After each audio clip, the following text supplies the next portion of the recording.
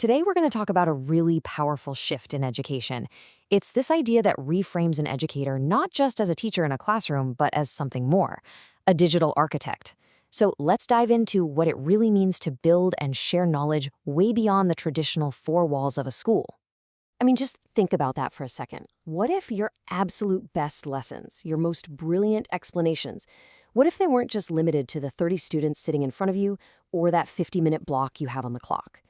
This is the core idea we're digging into today, the potential for your impact to become truly, truly limitless. And this brings us right to our big idea, the digital architect. So what is it? Well, it's an educator who's strategically using technology, not just as, a teaching aid, but as the actual construction material to build and share knowledge with a global audience. It's all about designing a lasting legacy of learning. So how do you even start building, right? Well, like any architect, you're going to need the right tools. The good news is, the tools for creating your own digital library of your work are more accessible and more intuitive than they have ever been. Let's take a look at the Creator's Toolkit. Honestly, these tools are incredibly straightforward. The real key is just knowing which tool fits the job. You need a quick, informal explanation or want to give some feedback? Loom is fantastic for that.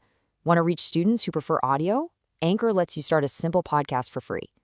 And if you want to make your video lessons more active, you can literally embed quizzes right into them with Edpuzzle.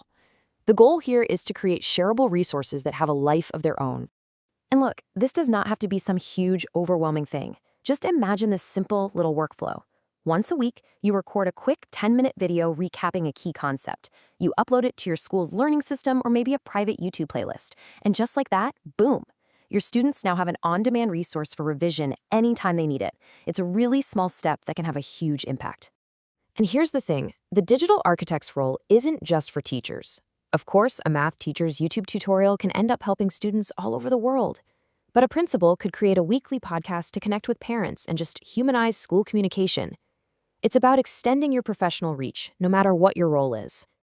Okay, so now that we've got the tools, let's see what happens when we apply this stuff on a massive scale. We're going to look at a case study from some of the world's top universities to really understand the true potential of being a digital architect. The difference in scale here is just dramatic. A traditional lecture, right, it reaches one classroom at one specific time.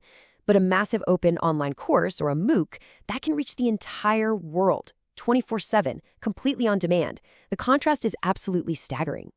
Over 1 million learners. Just let that number sink in for a second. That's how many people have been reached by just one computer science course from Harvard. It's called CS50 on the edX platform. This is the kind of mind-blowing impact that's possible when knowledge is finally unshackled from physical walls. But it's not just about reaching students. This quote highlights another massive benefit. When educators from anywhere on the planet can watch how a top MIT professor breaks down a really complex topic, it inspires them. This becomes a super powerful form of professional development, helping them improve their own clarity and their own technique. And that brings us to the personal impact. So beyond reaching more students, how does becoming a digital architect actually transform your own professional practice? What's in it for you? Well, the benefits are pretty widespread.